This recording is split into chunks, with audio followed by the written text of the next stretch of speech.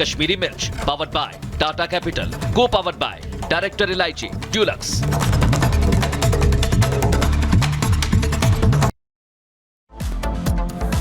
नमस्कार दर्शकों, मैं हूं ऐश्वर्या कपूर और आप देख रहे हैं मेरे साथ पूछता है भारत। शुरुआत ऐश्वर्या के एजेंडा से, और ऐश्वर्या के एजेंडा में दर्शकों ये बात हमने कई बार की है, लेकिन लक्ष्मी जी की पूजा करके आप और हम सब आए हैं।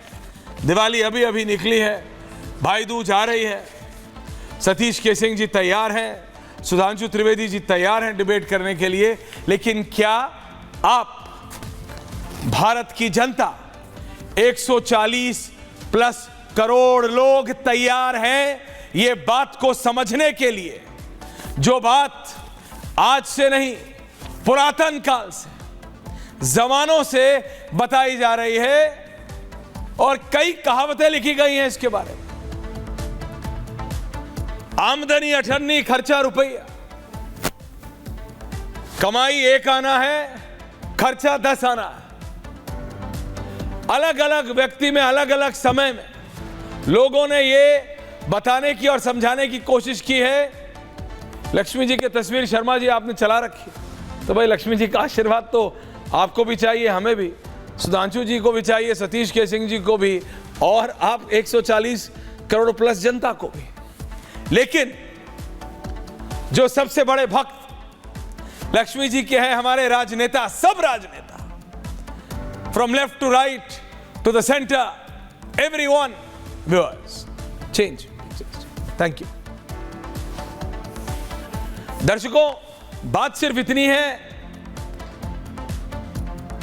इनको आपका वोट चाहिए, इनको आपका भरोसा चाहिए, और उसके लिए, उस चीज के लिए ये जितना भी झूठ या वादा करते रहे, बोलते रहे, ये करते हैं। मेरा कहने का तात्पर्य ये है कि अगर इनके पास 10 रुपए हैं तो ये वादा 100 रुपए का कर देते हैं, क्योंकि उन्हें पता है कि आपको रिझाना है, आपको बहलाना है, आपको फुसलाना है। जी हां, आपको, यानी 140 प्लस करोड़ लोगों को, भारत की जनता को। ये वही भारतीय नेता हैं, और इससे कोई भी पार्टी, कोई भी, यानी कोई भी पार्टी अछूती नहीं है।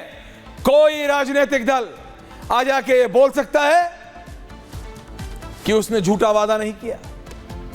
कांग्रेस, बीजेपी, सपा, आम आदमी पार्टी, क्या एनसीपी और क्या टीएमसी, ये सब तो कांग्रेस से निकली हुई पार्टियां हैं। ममता बनर्जी, शरद पवार, स्वर्गीय सांगमा साहब, ये सब कौन से पार्टी के नेता थे? कांग्रेस। बीजेपी की बात हो जाए, आज तक वो जुमले वाली बात विपक्ष बोलता है, कितने लाख रुपए अकाउंट में आए, कितनी और बातें। महाराष्ट्र और मध्य प्रदेश की लाडली योजना, क्या वो हो रहा है जो वादा किया था? क्या उतना हो रहा है जो वादा किया था? बात इतनी है। नेताओं को पता होता है दर्शकों कि वो आपको 10 रुपए नहीं दे सकते। मैं ये एक इमेजिनरी फिगर बता रहा हूं, जैसे एक्स, जैसे गणित की सवाल आता है ना, एक्स की वैल्यू बताइए, वाई की वैल्यू। इनको पता है कि इनके कोष में, इनका जो धन कोष है, उसमें 10 रुपए ही है। ये वादा 100 रुपए का करते हैं, और कई नेता 1000 रुपए का वादा कर देते हैं। किस लालच में? कि आपका वोट मिल जाएगा, आपको रिझा लेंगे, आपको बहला फुसला लेंगे। लेकिन कब तक? प्रधानमंत्री मोदी ने पहली बार नहीं, रेवड़ी पॉलिटिक्स के खिलाफ पहले भी कहा है, लेकिन अगर प्रधानमंत्री खुद रेवड़ी पॉलिटिक्स के खिलाफ है, तो फिर बीजेपी कई प्रदेशों में क्या कर रही है? महाराष्ट्र में चुनाव है, चुनाव से ठीक पहले टोल फ्री, चुनाव से ठीक पहले क्यों? चुनाव जीतने के बाद क्यों नहीं? इलेक्शन से ठीक पहले लाडली योजना क्यों? इलेक्शन जीतने के बाद क्यों नहीं? ये वो सारे सवाल हैं जो पूछे जाएंगे। लेकिन प्रधानमंत्री ने एक मूलभूत एट लार्ज सवाल उठाया, और वो कांग्रेस पे वार करते हुए कहा कि झूठे वादे मत कीजिए, अगर आपके पास है ही 10 रुपए तो 100 रुपए का वादा कैसे और क्यों? सुधांशु जी पैच है कि नहीं? क्यों? किस लिए? प्रधानमंत्री ने डंके की चोट पे कांग्रेस से सवाल पूछा कि कब तक ये करते रहेंगे आप? कब तक? आम आदमी पार्टी से नाम लेके नहीं, लेकिन आम आदमी पार्टी ने तो फ्री पानी, फ्री बिजली और फ्री शराब तक आ गई साहब।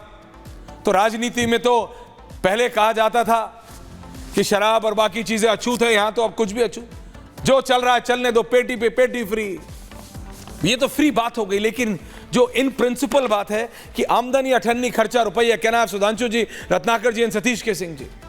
सुधांशु जी आपकी जेब में 100 रुपए है, भगवान करे कई हजार लाखों करोड़ों, लेकिन सपोजिंग एक्स 100 रुपए आपकी जेब में है, आप वादा कर दें अपने ही बच्चों को, अपने की बेटा 1000 रुपए दूंगा, आप दे नहीं सकते।